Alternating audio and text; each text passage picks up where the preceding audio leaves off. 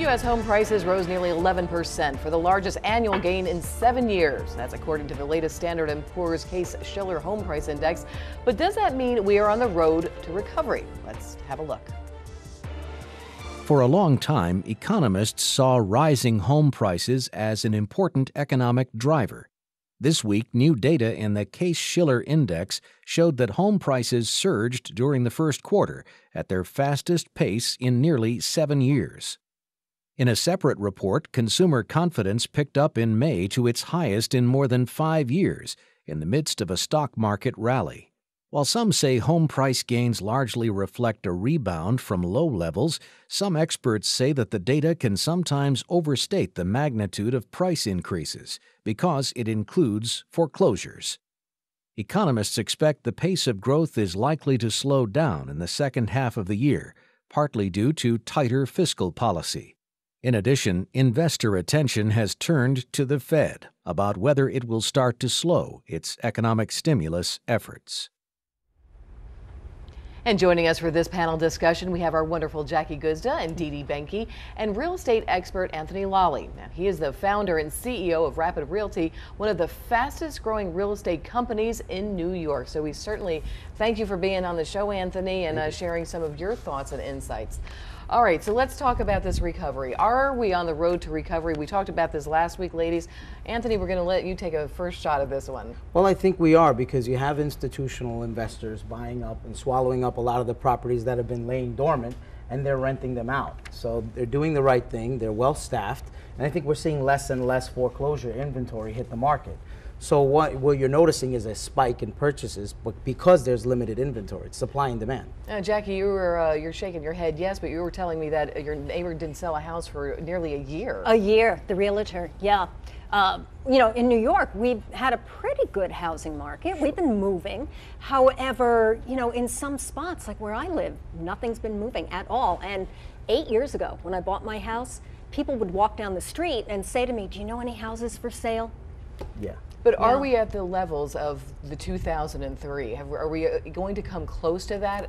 Again, Anthony, I'm going to ask you it's a first. more controlled market. I mean, I think that there's more strict lending opportunities out there, so there's not so much loose credit. Well, yeah, that's one of the big things right now. Credit is still very hard to get. The Fed has pushed those interest rates as low as they can go, but it's still very hard to get that cash if you need it for a loan. So how will that change? Well, I think right now people have commitment phobia. They're not interested in purchasing right now. They would like to achieve the American dream, but to be honest with you, what was the American dream? Just to fog the mirror and qualify to get a predatory loan? So I think that slowly but surely people are getting over it, but the banks are tough. Well, and what you said, you're talking about these aren't people buying homes, these are corporations buying lots of homes so you can rent them out. I mean, how much does that really help? I guess with the supply and demand, the inventory, but overall, as far as Americans, you know, being foreclosed upon and having, you know, and these programs, you know, really weren't implemented that great. No. I mean, they just weren't. And it's too bad. So I think we're really still in a bad shape. I mean, if we're inch a little, but you know, it's been going on so long, it's almost too little too late. Well, but let's not talk about that inch, let's talk about that yard, because there's certain areas right now across the country. Now, Phoenix and San Francisco saw 22% rising home prices, and even Las Vegas was at about 20%. So is this worrisome as a realtor? Let me ask you, Anthony. Well, I think because the institutional investors are buying up properties, they're increasing the equity appreciation rate, but that makes it favorable. There's limited supply right now. So if the value of homes rise, it makes it more comfortable for existing home sellers to actually want to list their home and not have to come up out of pocket and pay towards the mortgage. But specifically, when you see certain pockets of the U.S. growing at this rapid rate, is that troublesome? I mean, my sister-in-law out in Scottsdale, she was a realtor. She's selling houses like that. Oh yeah. But is that worrisome if the rest of the parts of the rest of the country aren't catching up? Well, they'll have to catch up. I think it's about making the loans attractive in those parts of the country. But it may not happen. They may not catch up. It doesn't necessarily mean it's going to happen. We've been down in the dumps so long. I mean, there's going to take a while to crawl out for sure. Well, you know, the good thing that's happening is that it's opening up the psychology that, yeah, it's safe now to list your home on the market. Yeah, I might find a buyer. I might be able to sell it. a little higher than I bought it. And I think that's a good thing that's happening. Well, of course, one of the barometers is always the New York market. So, Anthony, you're, of course, very involved in the New York market. Give us a little bit about your background and what you're seeing here on the East Coast. Well, we have about 62 locations, mainly in New York City. We're also in Boston, Philadelphia, and New Jersey, but the main concentration is the 5 boroughs. And what we're seeing is more educated sellers. They're practicing the art of prevention is cheaper than cure. So they're going ahead and getting their home inspected and taking care of any of the violations or stipulations that would cause a bank not to lend the purchaser the money. So you're noticing homes staying on the market only about a week to 3 weeks max.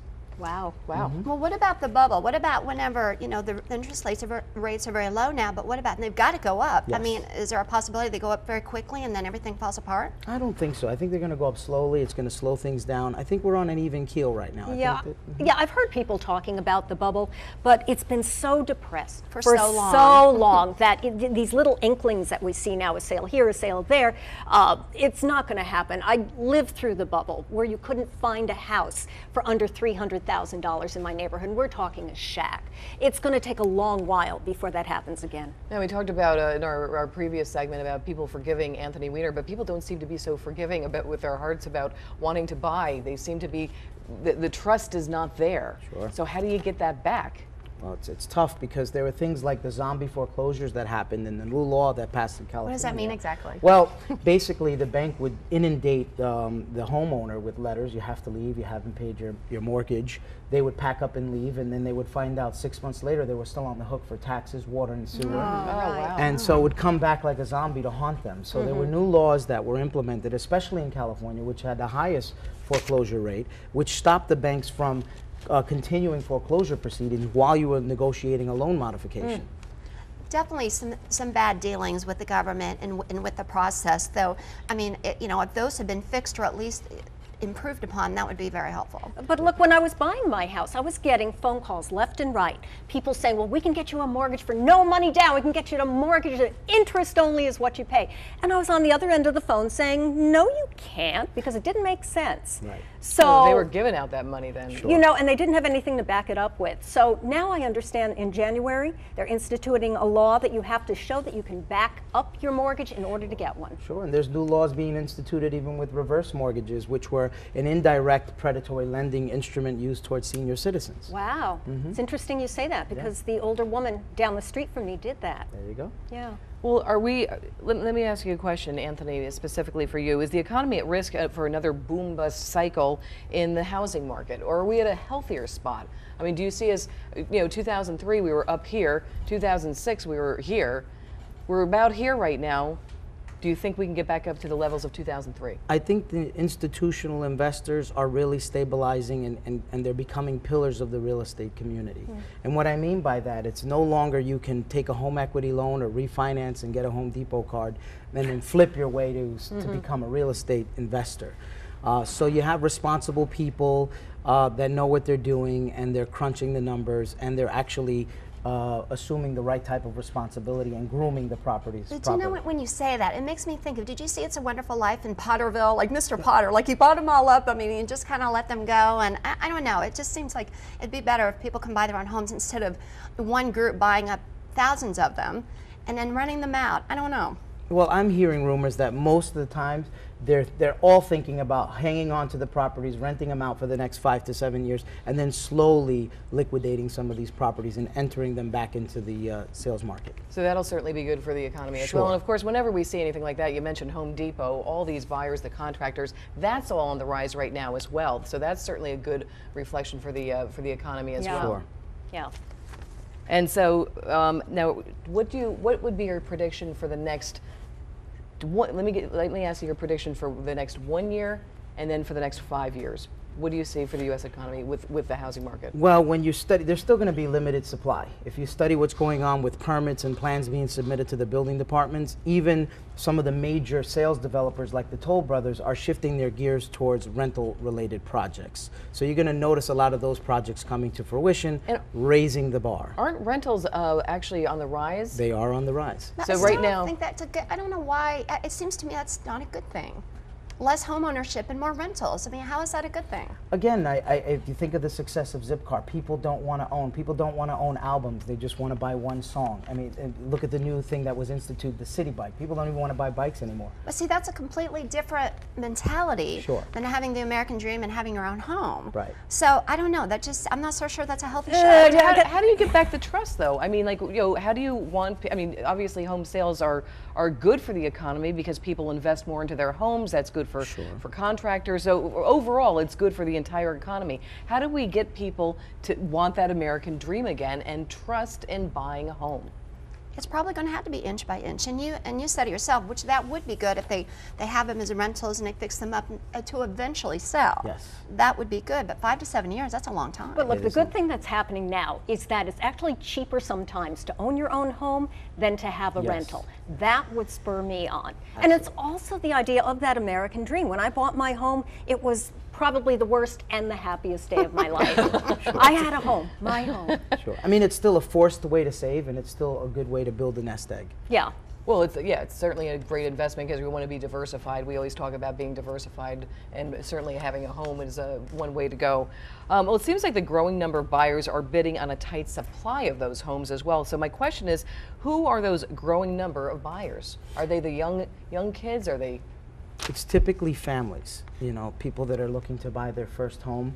But what's happening is they're getting outbid an average of 4 to 5 times, and then they're looking towards new construction. So existing homes are being gobbled up again by the big guys, by the big guys taken up. That's what I mean. That doesn't sound good. Sure. Well, we'll see what happens in the future, because I think anything that gets this economy moving is a good thing. I think so.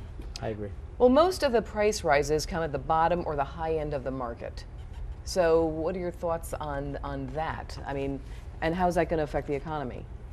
Well, I think that what's happening again, as you mentioned, that all this stimulation, all this action, all this activity is causing confidence, and confidence is key in this market. People need to know what's going on. I mean, Wall Street's doing well for now. Well, and, well, they had a bad day on Friday, but the Dow was up for the 20th consecutive Tuesday, and again, we're looking to see if we can ever get, we're at the highest level we've ever been. Exactly. But a lot of people are still wondering if that's false confidence. Well, when you feel good and you're making money, you want to own, and that's really the key. Yeah, and anytime you get burnt, as we have been burnt in the last decade, you're going to be wary of a situation that involves commitment like a house does. Well, do you think we're seeing overall growth on other parts of the market as well? I think slowly. I think it all depends on how you're measuring the bar.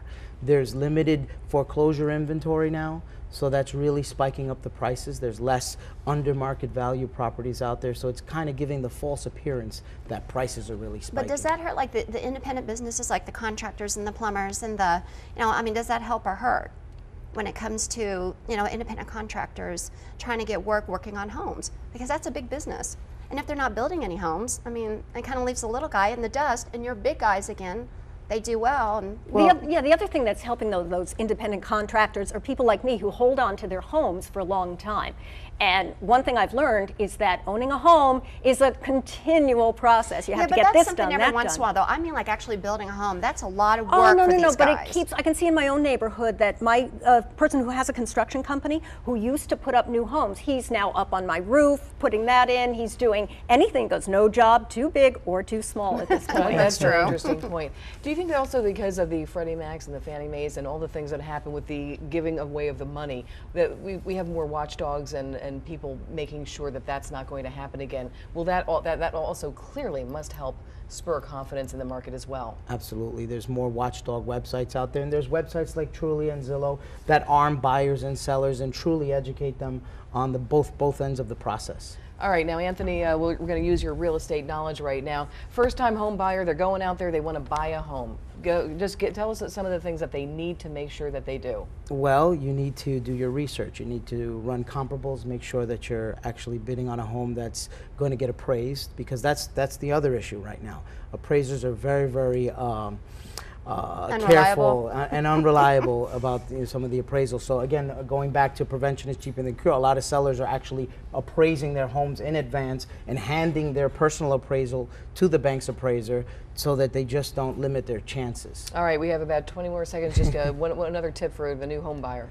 I think the new home buyers should actually get educated about all the lending instruments that are available today. There's banks out there competing for your business still, and get your credit repaired. If your credit's not that great, there's tons of companies out there that offer great credit restoration services. Anthony Lawley, thank you so much for being on our show. Jackie Guzda, always great to see you, and you too, Dee Benke. And we thank you as well for joining us here on Fresh Outlook. We always enjoy your company, and we want to extend our thoughts and wishes for a speedy recovery for the folks in Oklahoma as that part of the nation continues to clean up after another round of deadly tornadoes. We hope you have a wonderful week, and we'll see you here next week.